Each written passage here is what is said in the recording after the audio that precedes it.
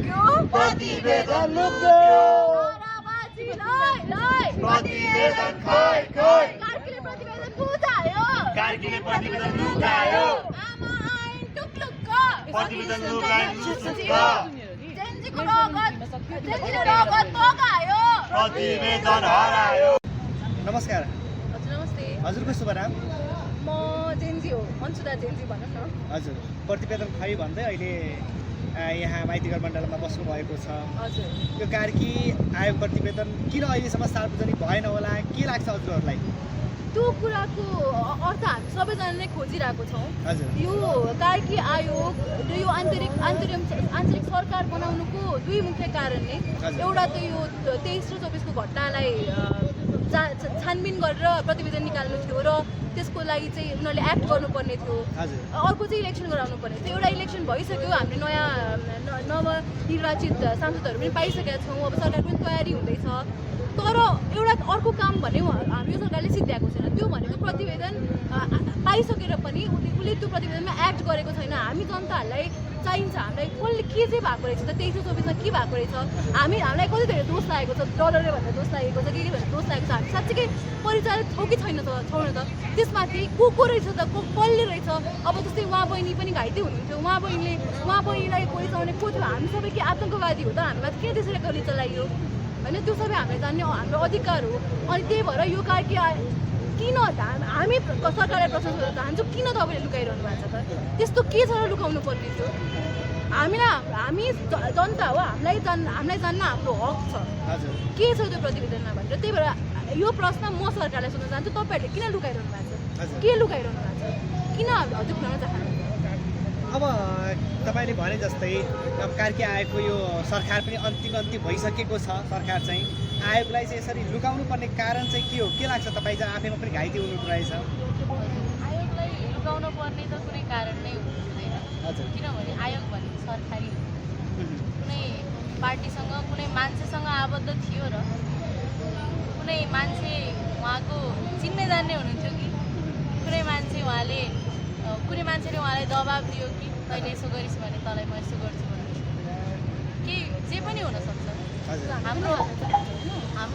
हामी पनि जान्न चाहन्छौँ। अहिलेको नयाँ सरकारभित्र हुनसक्छ, पुरानो सरकार मध्ये हुनसक्छ, जे पनि हुनसक्छ।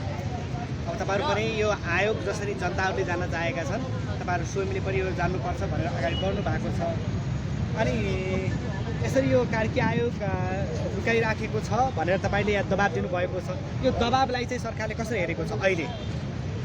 अहिलेको समयमा सरकारले अब आफ्नो घुमाइ फिराइ विशेष गरेर त्यतातिर ध्यान दिइरहेको छ र अब कुनै पनि दोष नलइकन यत्तिकै भाग्न खोजिरहेको जस्तो देख्छौँ। हामीले जिम्मेवारीबाट भाग्न खोजिरहेको जस्तो देख्छौँ। अब यो सरकारलाई चुनाव गराउनु मात्र भन्दा पनि घटनाको सत्य तथ्य के हो यही सरकारले निकाल्नु पर्ने थियो। तर यो नगरेर जिम्मेवारीबाट भागेर अर्कोलाई दोष थपार्न खोज्दाखेरि नयाँ आउने सरकारले फेरि काम कसरी गर्ला? किनभने आरोप र प्रत्यारोपको राजनीति त हामीले विगतका समयदेखि देख्दै आइरहेको कुरा हो होइन? अब अहिलेको समयमा उनीहरूले अब केपी ओलीले या रमेश लेखकलेदेखि लिएर सबैले हामीले प्रतिशत साध्यो भनेर सडकमा आएर करायो भने चाहिँ हामीले के भन्ने? त्यही भएर त्यसको एन्सर दिनुको लागि पनि कार्की आयोगको प्रतिवेदन चाहिँ यो सरकारले नै सार्वजनिक गर्नुपर्छ, नागरिक सरकारले नै सार्वजनिक गर्नुपर्छ भन्ने। हजुर अब जसरी दबाब चाहिँ तपाईँहरूले सिर्जना गर्नुभएको छ, यहाँबाट दिइराख्नु भएको छ, तर पनि एउटा बहुमत प्राप्त गरेको राजनीतिक दल राष्ट्रपा लगायत अन्य राजनीतिक दलका कुनै पनि व्यक्तिहरूले यो विषयमा त्यति चासो दिएका छैनन् कि उनीहरूलाई डर भएर हो कि के हो खासमा?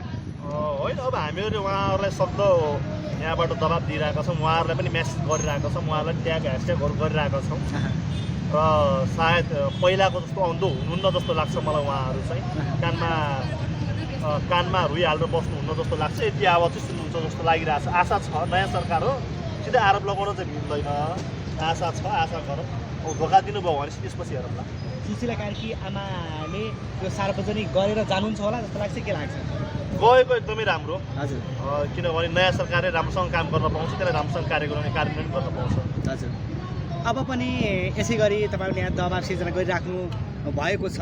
यो आयोगको सार्वजनिक नगर्दासम्म तपाईँहरूको यो दबाब रहिरहन्छ कि के हुन्छ अब? अब हामी निरन्तर दबाबमै छौँ र यो अब यता के न्युजहरू पनि आइसकेको छ कि सरकारहरू पनि यो तयारीमा छ भन्ने कुराको न्युजहरू पनि आइसकेको छ। भर्खरै आएको न्युजहरू हो यो। सकभर प्रतिवेदन सार्वजनिक शपथ नयाँ सरकारको शपथ ग्रहण गर्नुभन्दा अगाडि नै 1 घन्टा अगाडि नै किन नहोस् बरु सार्वजनिक भएको चाहिँ बेटर। हजुर नभए हामी कानुनी रूपमा जान पनि पछि पर्दैनौँ। आखिर हाम्रो अधिकार छ, संविधानले हामीलाई दिएको अधिकार हो, कानुनी रूपमा पनि हामी प्रयोग गर्न हामी पछाडि पर्दैनौँ। तर आशा छ कि त्यस्तोसम्म नपुगोस्। अनि यत्रो शहीदहरूको रगत बगेको छ होइन, यस्तो शहीदहरू रगत माथि टेकेर अहिले नयाँ सरकार बनेको छ। त्यही भएर उहाँहरूमाथि धेरै हाम्रो आशा छ। उहाँहरूले हामीलाई निराशा गर्नु हुँदैन भन्ने हामीलाई विश्वास छ होइन। अब गर्नै भयो नि, शहीदको नाम लिएर उहाँहरू पुग्नु भएको छ सदनमा होइन, अब सरकारमा पुग्नु भएको छ भनिसकेपछि यसरी उहाँहरूले निराशा गर्नै भएन, गर्नुहुन्न पनि होला। रगतमाथि चाहिँ कुनै पनि राजनीतिक खेलवाड नहोस् भन्ने हाम्रो आशा छ। अनि हामी नेपालभरि नै हाम्रो काठमाडौँमा यो माइतीगढ मण्डलामा मात्र होइन तर नेपालभरि चितवन जस्ता अरू जिल्लाहरूमा पनि हामी साधारण आम जनताहरूले आफ्ना अधिकारको लागि यसरी नै कार्की आयोग प्रतिवेदन सार्वजनिक गर्न आह्वान गर्दै सरकारलाई दबाबमाथि दबाब, राम्रो दबाब दिँदैछ। हस्, धन्यवाद।